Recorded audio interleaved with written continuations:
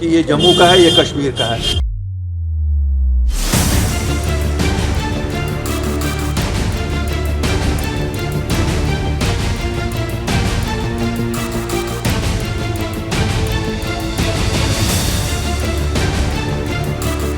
जहां कम से कम ये भेदभाव।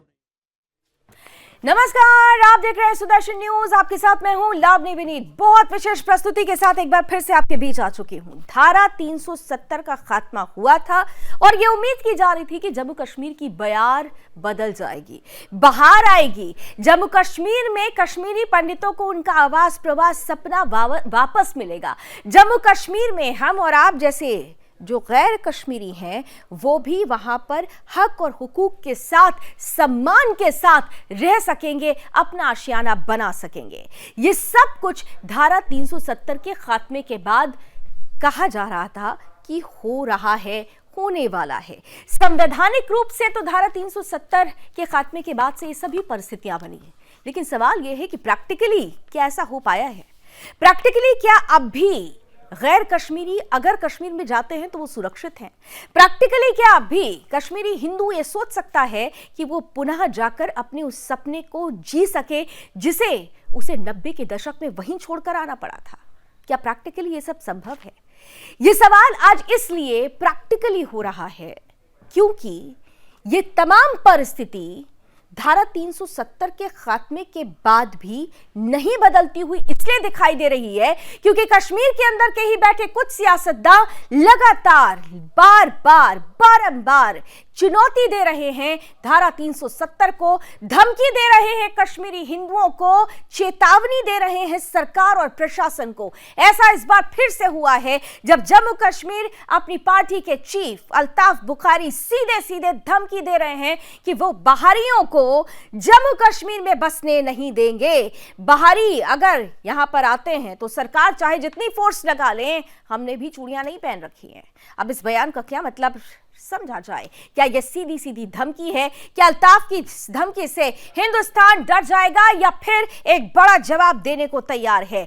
बड़ा सवाल यह है कि जिस तरीके से अल्ताफ बुखारी धमकी देते हुए नजर आ रहे हैं, यह धमकी चुनौती सरकार के लिए है और चुनौती इस देश के लिए भी है। और जब अल्ताफ बुखारी ऐसी बातें कर रहे हैं तो क्या पीडीपी और एनसी इसे पूरी तरह से इंडोर्स कर रही है? क्योंकि कुछ दिन पहले ही जिस तरीके से अतिक्रमण को लेकर सवाल उठाया गया एनसी और पीडीपी की तरफ से, उनके उस सवाल पर भी सुप्रीम कोर्ट ने आज प्रहार कर दिया है। परिसीमन को चुनौती देने वाली याचिका खारिज कर दी गई है, यानी साफ कह दिया गया है देश की न्यायालय की तरफ से भी कि जम्मू कश्मीर सबका था, सबका है और सबका रहेगा। और इसीलिए चुनावों के रास्ते भी साफ होते हुए नजर आ रहे हैं। बहुत सारे सवाल होंगे, इन बहुत सारे सवालों के बीच में जवाब ढूंढने की कोशिश करेंगे। आज के मेहमानों से आपका परिचय भी कराऊंगी, लेकिन उससे पहले आइए आज की इस टीजर रिपोर्ट पर एक नजर। जहां कम से कम ये भेदभाव नहीं हो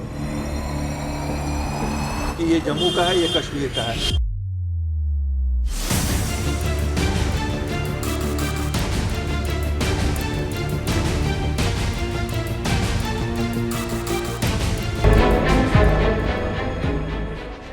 जम्मू कश्मीर के पूर्व मुख्यमंत्री फारूक अब्दुल्ला और महबूबा मुफ्ती अक्सर भड़काऊ बयान दिया करते हैं। इस फहरिस्त में अब एक और नाम जुड़ गया है अल्ताफ बुखारी का।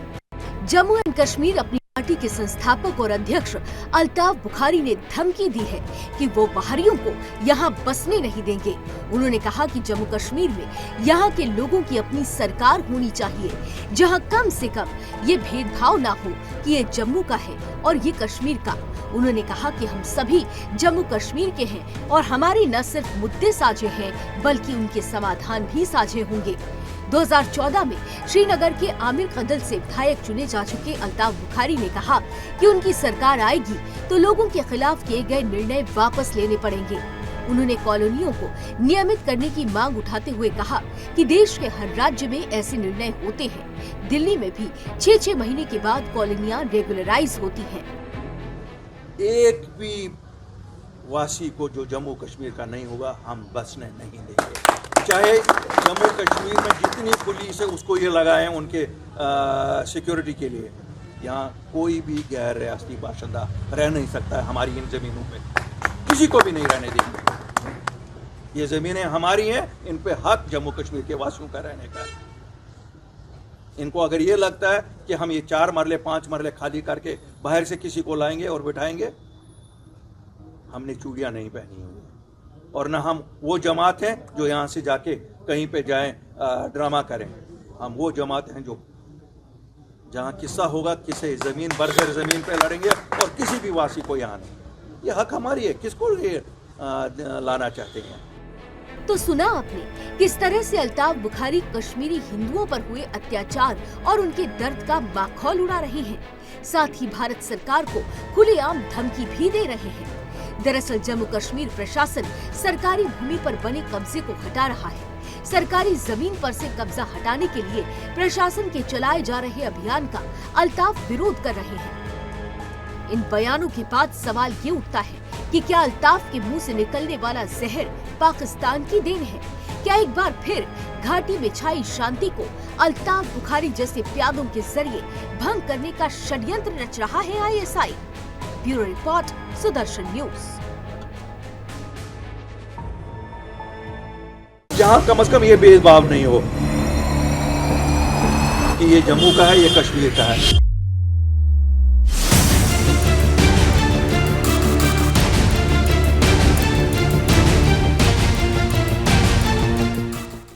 तो अल्ताफ बुखारी की ये धमकी सरकार को चुनौती, प्रशासन को चुनौती, और बड़ा सवाल ये कि आखिर किसको बाहरी कहना चाहते हैं अल्ताफ बुखारी। आइए इन्हीं सवालों के साथ अब पैनलिस्ट के पास चलते हैं और आज के पैनलिस्ट से आपका परिचय कराती हूं। स्वागत करती हूं। हमारे साथ इस वक्त जुड़ रहे हैं जाने माने कश्मीरी एक्टिविस्ट हैं और कश्मीरी पंडित हैं सुशील पंडित जी, बहुत बहुत स्वागत। हमारे साथ इस वक्त जम्मू कश्मीर अपनी पार्टी का पक्ष रखने के लिए जुड़ चुके हैं सन्नी संग्राल जी, आपका भी बहुत बहुत स्वागत। साथ ही साथ PDP का पक्ष रखने के लिए सोहित शर्मा जी हमारे पैनल में जुड़ चुके हैं। सोहित जी, आपका भी बहुत बहुत स्वागत। कुछ ही देर में हमारे साथ भारतीय जनता पार्टी के प्रतिनिधि भी जुड़ेंगे। एक छोटा सा ब्रेक मुझे लेना पड़ेगा, लेकिन आप कहीं मत जाइएगा, क्योंकि ब्रेक के बाद के वो सवाल हैं जिनके जवाब हिंदुस्तान चाहता है, जिनके जवाब एक कश्मीरी हिंदू चाहता है, जिनके जवाब इस पैनल में बैठा हुआ वो कश्मीरी हिंदू चाहता है, जिसे साफ तौर पे कहा जा रहा है कि ये वो जमात है जो बाहर जाके रोना रोती है। तो सवाल यही है कि अल्ताफ बुखारी धमकी किसे देना चाह रहे हैं और उनकी नजर में बाहरी कौन है। आइए शुरू करते हैं सवालों का सिलसिला सीधे पैनलिस्ट के पास चलते हुए। मेरे साथ इस वक्त जम्मू कश्मीर अपनी पार्टी से सन्नी संग्राल जी हैं और स्क्रीन पर देख पा रही हूं मैं भारतीय जनता पार्टी से प्रवक्ता अभिजीत जसरोटिया जी भी जुड़ चुके हैं। अभिजीत जी, आपका भी बहुत बहुत स्वागत। लेकिन सन्नी जी, आपसे शुरुआत कर रही हूँ। ये लगातार हर जगह हर कोई इस बयान को सुनने के बाद एक ही बात पूछ रहा है कि बाहरियों की परिभाषा क्या है आप लोगों के लिए? हमारी पार्टी का कहने का मतलब है, पहले आप जम्मू वालों को देखिए। आपको आवाज मेरी सही आ रही है? बिल्कुल आ रही है सनी जी, आप बोलिए। हमारी पार्टी का पहला ये एक मकसद है कि पहले आप जम्मू कश्मीर वाले लोगों को देखिए, क्या उनके पास जमीनें हैं? क्या हमारे लोग जो है आज कितनी गुर्बत में रहते हैं यहाँ पे? यहाँ कोई बड़े बड़े बिजनेसमैन नहीं है, यहाँ पे कोई बड़े बड़े अफसर लोग नहीं है, यहाँ पे गरीब लोग हैं जम्मू कश्मीर की जनता। आप उनको यहाँ से उनके घर खाली करवा के, उनके आशियाने खाली करवा करके अगर आप बाहरी लोगों को यहाँ पर बसाएंगे तो यहाँ के लोग कहाँ जाएंगे? सनी संग्राल जी साहब ने अगर बयान दिया, उन्होंने बिल्कुल सही बयान दिया। उनका कहने का मतलब है कि कश्मीरी हिंदू कौन है पहले जम्मू कश्मीर के लोगों के लिए। कश्मीरी हिंदू कौन है आपके लिए? बाहरी है या अपना वाला है? अपने वालों को आप भूल जाएंगे, जिस घर में आप रहते हैं। कश्मीरी हिंदू कौन है आपके लिए? सीधा सवाल पूछ रही हूँ। मेरी बात सुनिए। इस पैनल में सुशील पंडित जी बैठे हुए हैं। सुशील पंडित जी कश्मीरी हिंदू हैं। कश्मीरी हिंदू कौन है आपके लिए, अपने या पराए? क्यों, अपने तो है ही है हमारे लोग, चाहे तो उन्हीं को तो बसाने के लिए ये जद्दोजहद हो रही है, उन्हीं को बसाने के लिए तो ये जद्दोजहद हो रही है। तो फिर आप लोगों को परेशानी क्यों है? और आपके नेता ही कहते हैं कि जो लोग वो जमात नहीं जो बाहर जाकर ड्रामा करती है, वो किसको टारगेट कर रहे हैं? बिल्कुल बीजेपी को टारगेट कर रहे हैं, भारतीय जनता पार्टी को टारगेट कर रहे हैं। भारतीय जनता पार्टी हमेशा रोज ये बोल रही है और कह रही है कि भाई किसी गरीब को हटाया नहीं जाएगा। आप मुझे बताइए, आज हमारे शहर की हालत क्या है? एंटी एनक्रोचमेंट जो ड्राइव चला रहे हैं आप, पहले मेरी बात सुनिए मैडम, पहले मेरी बात सुनिए। आपके नेता चूड़ी पहन के हमने नहीं रखी हुई है, हम भी देख लेंगे। ये कौन सी भाषा है? किसके लिए कह रहे हैं? किसके लिए कह रहे हैं? हम उन बाबुओं के लिए कह रहे हैं, हम उस प्रशासन के लिए कह रहे हैं, हम दिल्ली के लिए कह रहे हैं कि पहले जम्मू कश्मीर के वासियों के बारे में सोचिए आप। जम्मू कश्मीर का वासी, मैंने पूछा ना आपसे, बैठे हुए सुनील पंडित जी, वो चाहते हैं कि उनका आशियाना, उनका घर उन्हें वापस मिले, और सरकार इस दिशा में अगर कोई कवायद आगे बढ़ाती है तो उस जद्दोजहद में आप किस तरीके के बयान देते हैं? आप पत्थर मारने की बात करने लगते हैं, पत्थरबाजों को अपना बना लेते हैं, रोहिंग्याओं को आप अपना मानते हैं, लेकिन इस देश में बैठा हुआ जो हिंदू है, कश्मीरी हिंदू है, जो दूसरे राज्य का बाशिंदा है, वो आपका अपना नहीं है, लेकिन रोहिंग्या आपका अपना जरूर है। सुशील पंडित जी आपके पास आते हुए, देखिए आप कश्मीरी पंडित की बात कर रहे हैं, मैं कश्मीरी पंडित का जवाब देना चाहूंगा आपको। अच्छा बोल लीजिए 20 सेकंड में, आज फिर मैं सुशील जी के पास जाऊंगी, बोलिए। कितनी देर से कश्मीरी पंडित जो है, आज जो घाटी में नौकरी कर रहा था, अपनी जान बचाने के लिए जम्मू में बैठा है धरना देने के लिए। आप देखिए रोज धरना दे रहे हैं कश्मीरी पंडित। आप में से कितने वहां पर गए? आप जाकर उनके साथ उस धरने में बैठे? मैं अगर आपसे ये सवाल करूंगी तो इसका जवाब आपके पास नहीं होगा। मैं सुशील पंडित जी के पास अब जा रही हूँ, आ गई मैं। आपका मैंने स्टैंड समझ लिया, आपका स्टैंड समझ लिया। सुशील पंडित जी आपके पास आते हुए मेरा पहला सवाल, वैसे तो मैंने सोचा था इस डिबेट को आपके साथ शुरू करूंगी, लेकिन इसलिए जानना जरूरी था अपनी पार्टी के प्रतिनिधि का पक्ष, क्योंकि मैं सुबह से देख रही हूं कि हर जगह अपनी पार्टी के प्रतिनिधि आ रहे हैं और जो बयान बुखारी की तरफ से दिया गया है, अल्ताफ बुखारी की तरफ से, उसको जिस तरह से एक्सप्लेन करने की कोशिश की जा रही है, जैसे ये बता रहे हैं कि ये जलेबी जैसे सीधे हैं। मैंने इनसे पूछा कि सुशील पंडित आपके लिए अपने हैं या नहीं, इस पर ये जवाब नहीं दे पाए। सुशील पंडित जी के पास जरा उनका रिएक्शन सुन लीजिए, उनका रिएक्शन सुनिए आप। सनी संग्राम जी, मैंने दिया पूरा वक्त आपको। सुशील पंडित जी, आप बाहरी हैं उनके लिए, वो भले ही जितना एक्सप्लेन करें। अगर ये हमें बाहरी न समझती तो आज हमारा सारा का सारा समुदाय कश्मीर घाटी के बाहर, अपने घरों से बाहर, अपने खेतों मकानों से बाहर क्यों पड़ा होता? शरणार्थी कैंपों में, शिविरों में क्यों पड़ा होता? इनको कश्मीर में हिंदू दो फूटी आंख नहीं सुहाता है। और कश्मीर का हिंदू हो या पूरे भारतवर्ष का हिंदू हो, इनका बाहरी से मतलब केवल हिंदू है। क्योंकि मैं आपको बता दूं, कश्मीर में इस समय दसियों हजार रोहिंग्या मुसलमान रह रहे हैं जी। इनको वो पच जाते हैं जो भारत के भी नहीं है।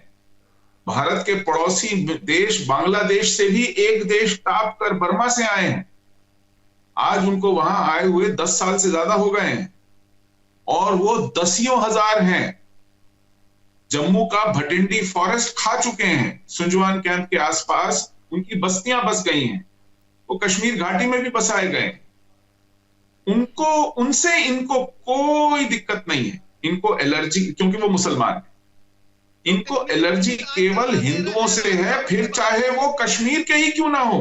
बाहर के तो छोड़ दीजिए, बाहर के भी हिंदुओं का क्या हशर इन्होंने किया है आपने देखा। राजस्थान जोधपुर से आए राजेश कुमार को बैंक में बैठे हुए अपनी कुर्सी पर गोली मार दी गई। हमारी अमरनाथ यात्रा के लिए हर साल लाखों लोग आते हैं, कुछ दिनों के लिए आते हैं। उनको हिफाजत देने के लिए दसियों हजार फोर्स तैनात करनी पड़ती है, क्योंकि वो भी इनको फूटी आंख नहीं सुहाते हैं। निहत्थे औरतें और बच्चे निशाने पर लिए जाते हैं, मारे जाते हैं। इनको इतनी घृणा है, इनको इतनी एलर्जी है हिंदुओं से और देशभक्त नागरिकों से।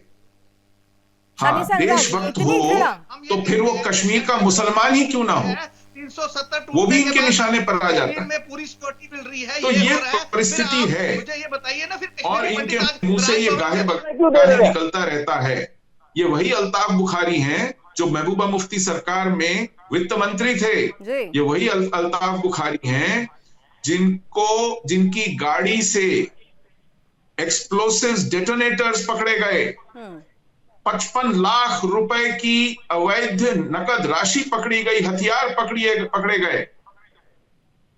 ये इन पर इस वक्त ईडी के, हवाला के, मनी लॉन्ड्रिंग के, टेरर फंडिंग के केस चल रहे हैं।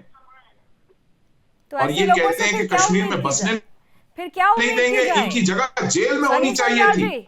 ये सब बातें वो कह रहे हैं जिनको आप थोड़ी देर पहले कह रहे थे ना कि उनके लिए किसने मना कर रखा है। लेकिन इस देश का एक कश्मीरी हिंदू, कश्मीरी पंडित यहाँ पर बड़ा आरोप लगा रहा है। मुझे एक बात बताइए, अगर किसी पे केस चल रहे हैं कोई गलत आदमी है तो कोई पुलिस उन्हें अरेस्ट क्यों नहीं करती? ये स्टूडियो में बैठ के भाषण देने से बात नहीं चलेगी। हम ग्राउंड की बात करते हैं। तो ग्राउंड की बताइए ना, ग्राउंड पर क्या किया आपने कश्मीरी हिंदुओं के लिए? पूछ तो रहे थे आपसे सुशील पंडित जी, पूछ तो रहे थे कि ग्राउंड पर आपने क्या किया? आपने ग्राउंड पे क्या किया? रजनी बाला को मार दिया, राहुल भट्ट को मार दिया, या और नाम फेहरिस्त में दिखाओ, बताऊं मैं? माखनलाल बिंदु से शुरू हुई कहानी राहुल भट्ट पर खत्म हो गई। ये किया आप लोगों ने। टूटने के बाद ये हुआ ना, फिर आप कैसे बोलते हैं कि 370 टूटने के बाद अच्छा हुआ? वहां पे सिक्योरिटी मैंने अपनी ओपनिंग में ही कहा, मैंने अपनी ओपनिंग में ही कहा सुशील जी, अगर आप मेरी बात से सहमत हो तो बताइए। मैंने अपनी ओपनिंग में ही कहा कि धारा 370 संवैधानिक रूप से तो हट गया, लेकिन प्रैक्टिकल ऐसे लोगों ने हटने नहीं दिया। प्रैक्टिकली वो आज भी वहां पर 370 है, इसीलिए वहां पर पत्थर चल रहे हैं। वो सोच, वो कीड़ा अब भी दिमाग में है, और जब तक जहन में ये रहेगा तब तक ऐसी परिस्थिति रहेगी।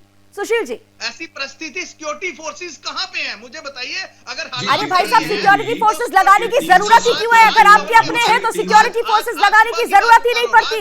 आपको उन्हें संरक्षण देने की जरूरत थी।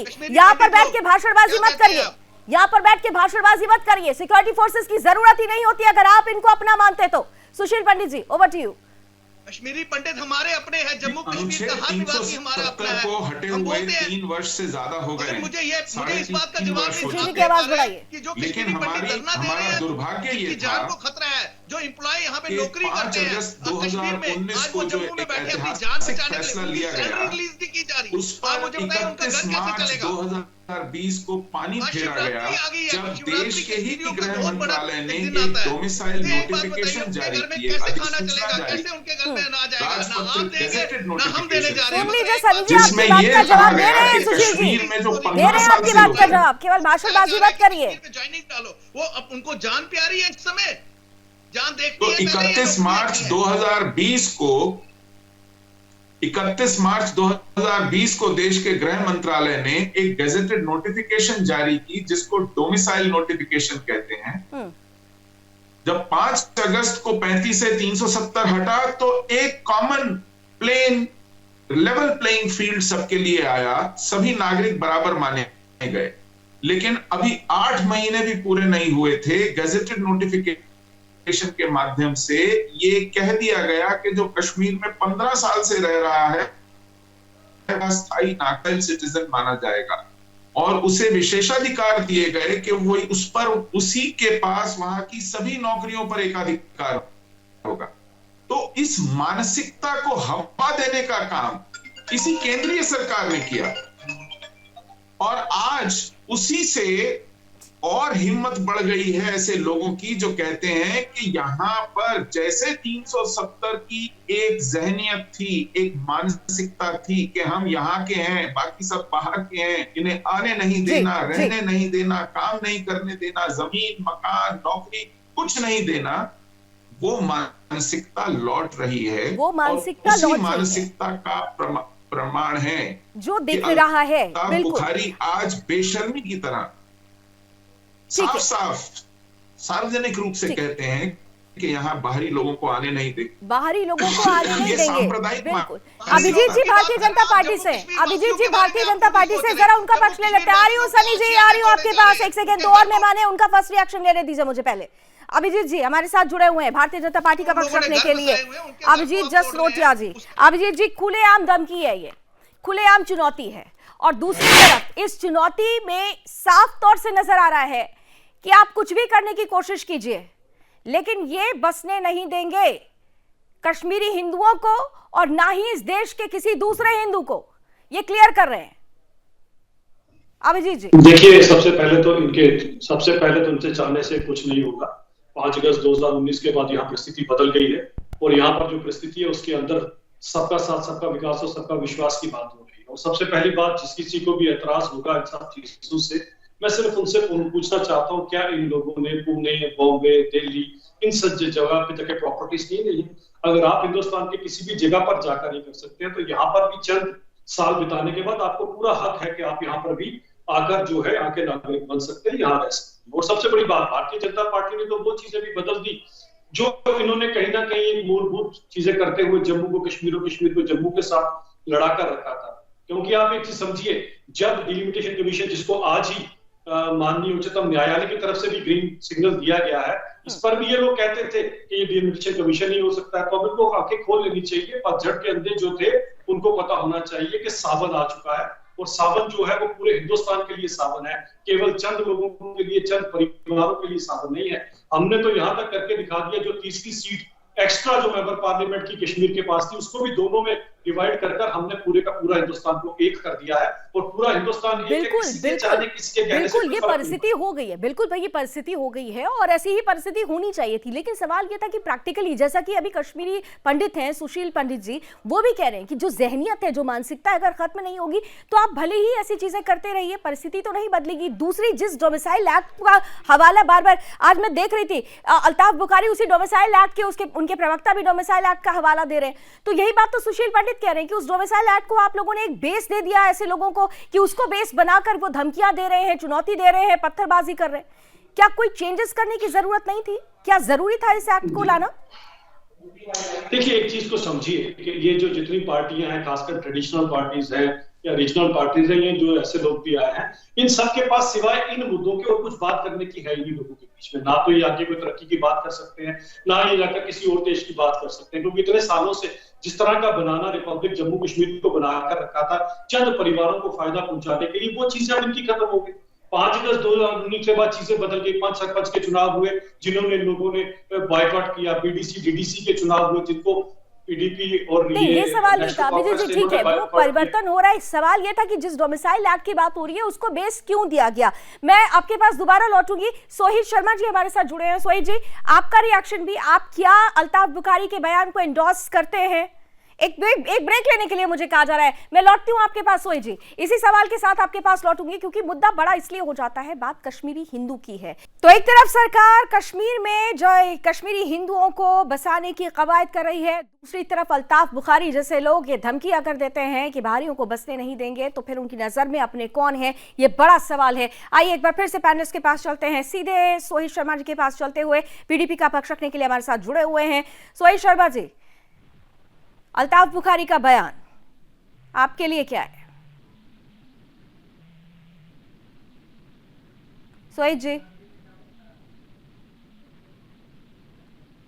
सोहित शर्मा जी, क्या आपको मेरी आवाज पहुंच रही है? शायद सोहित जी से हमारा कनेक्शन कट गया है। दोबारा सोहित जी के पास जाने की कोशिश करती हूं। मैं सुशील जी आपके पास आते हुए, देखिए एक बात तो तय हो चुकी है कि इतनी कवायद के बावजूद भी जिन परिस्थितियों की उम्मीद की जा रही थी, अभी परिस्थिति आने में वक्त लग सकता है। हालांकि जिस डोमिसाइल एक्ट के बारे में आप कह रहे हैं कि वो एक बेस देता है, मैं एक चीज आपसे समझना चाहती हूं। सरकार बार बार ये कहती है कि भाई कोई भी चीज सीधे नहीं हो सकती है, Rome was not built in a day. हम एलोपैथिक नहीं देना चाह रहे, हम होम्योपैथ देना चाह रहे हैं जो पूरी तरह से जड़ से मिटा दे बीमारी को। थोड़ा वक्त जरूर लग सकता है। सुशील पंडित जी, देखिए, जिन लोगों, जो अनुभवी हैं, जो कश्मीर से परिचित हैं, वहां की परिस्थितियों से, वहां की मानसिकता से परिचित हैं, उनको इस तरह बहलाया नहीं जा सकता। आप चोरी छुपे जब अपराध भाव से इस तरह की डोमिसाइल नोटिफिकेशन लाते हैं 31 मार्च 2020 को, अभी 370 के हटने की स्याही भी नहीं सूखी।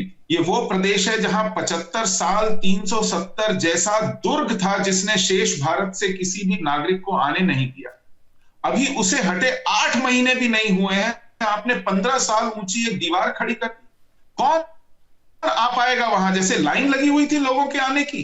क्यों आएगा कोई अपने परिवार को इस तरह की बाधाओं से रूबरू होने, इन तरह की बाधाओं से अटकने फंसने, जहां आप नौकरी नहीं कर सकते?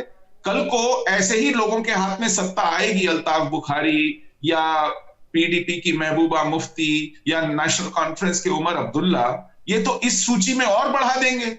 यहां पर सरकारी ठेके लेने पर मनाही हो जाएगी, यहां छात्रवृत्तियों पे मनाही हो जाएगी, यहां सरकारी इलाज पे मनाही हो जाएगी, यहां सरकारी इंस्टीट्यूशंस में पढ़ाई पे मनाही हो जाएगी, नौकरियों पे तो पूरी मनाही हो ही चुकी है, कल को चुनाव लड़ने और वोट देने पे मनाही हो जाएगी। आप किस किस बात पे रोकेंगे? ये अलगाव अलगाववाद की जड़ है, बीज है। आपने अभी 370 हटाई भी नहीं थी पूरी तरह, आपने एक और विष बेल बो दी कश्मीर में। चलिए, तो और मतलब इसका जो नतीजा ये है पुरानी कि सरकारों आज की ये तरफ सब से अगर एक अलगाववादी गलती हुई मानसिकता के तो लोग कहीं कहते भारतीय लगे। जनता पार्टी की तरफ से भी एक गलती तो नहीं हो गई है, वर्तमान सरकार से भी तो कहीं कोई गलती नहीं हो गई है। इसका आकलन करना जरूरी है, जैसा कि सुशील पंडित जी कह रहे हैं। अभिजीत जी, मैं इस पर आपका जवाब लूं उससे पहले सोहित शर्मा हमारे साथ जुड़ चुके हैं। सोहित जी, अभी आपको मेरी आवाज पहुंच रही है? सोहित शर्मा जी, अभी आप मुझे सुन पा रहे हैं?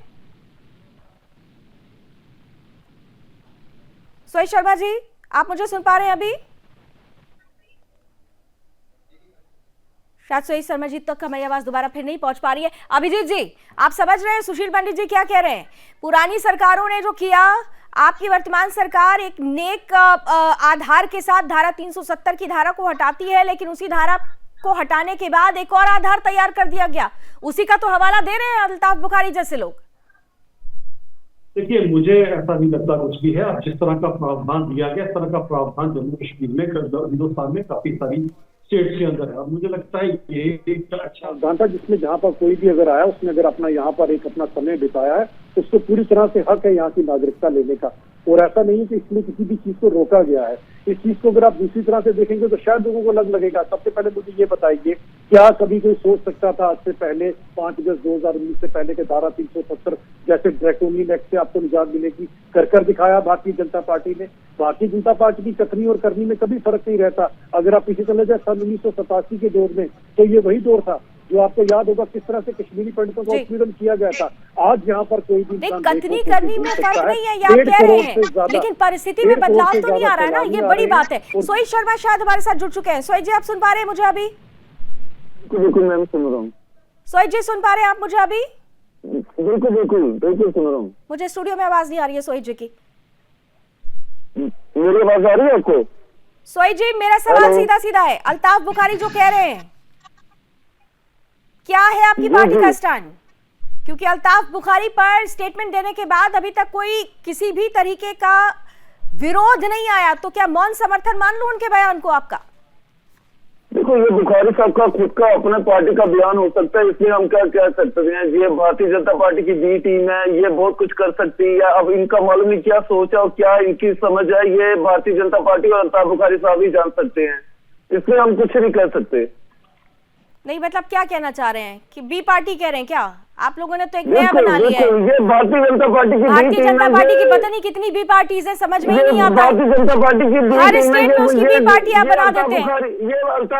लेकिन अल्ताफ बुखारी के बोल तो आपसे मिल रहे हैं।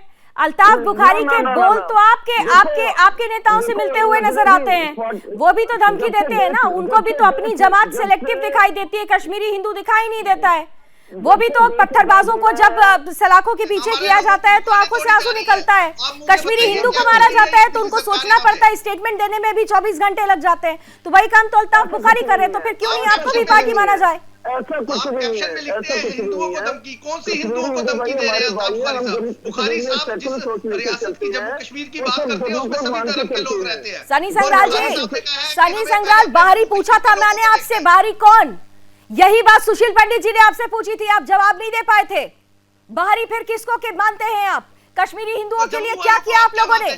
पूछ तो रहे थे आपसे सुशील पंडित जी, बीते 35 मिनट से वो एक ही बात आपसे पूछ रहे थे। बताइए क्या किया आप लोगों ने उनके लिए? में मिसाल दी जाती है जम्मू कश्मीर की, गुलदस्ता है वो, हर धर्म हर जात के लोग यहाँ बसते हैं, मगर आप हमारे जम्मू कश्मीर के लोगों को आज बेघर कर रही है दिल्ली वाले। हर धर्म के लोग या सिर्फ एक धर्म के लोग? क्लियर हो जाइए, हर धर्म के लोग या सिर्फ एक धर्म के लोग? साहब ऐसा है, मैंने कहा ना, जलेबी जैसा सीधा होने की कोशिश मत करिए। हर धर्म के लोग या सिर्फ एक धर्म के लोग? यहीं पर इसी लाइन के साथ मैं अब समाप्त करती हूँ। शायद सुशील पंडित जी से हमारा कनेक्शन टूट गया, लास्ट कमेंट उनका जरूर रहती। इतना जरूर है, तय हो गया है कि कश्मीर में बैठे हुए जो राजनीतिक सियासतदान हैं वो क्या चाहते हैं और क्या कर सकते हैं। चुनौती सरकार के लिए है, चुनौती प्रशासन के लिए है और चुनौती हमारे और आपके लिए भी है, क्योंकि कश्मीर में बसने का सपना हर एक राज्य का बाशिंदा, जैसा कि ये कह रहे हैं ना, बाशिंदा देखता है, लेकिन क्या ऐसे लोग वहां उन्हें बसने देंगे? और वो कश्मीरी हिंदू जो दशकों से अपने घर वापसी चाह रहा है, क्या ऐसे लोग उन्हें वहां बसने देंगे? आकलन करिए, समेकित रूप से आवाज उठाइए। बहुत बहुत धन्यवाद आप सभी का हमारे साथ जुड़ने के लिए। अभी बस इतना ही, लेकिन देश और दुनिया की तमाम खबरों के लिए आप जुड़े रहिए सुदर्शन न्यूज के साथ। जय हिंद। जहां कम से कम ये भेदभाव नहीं हो कि ये जम्मू का है, ये कश्मीर का है।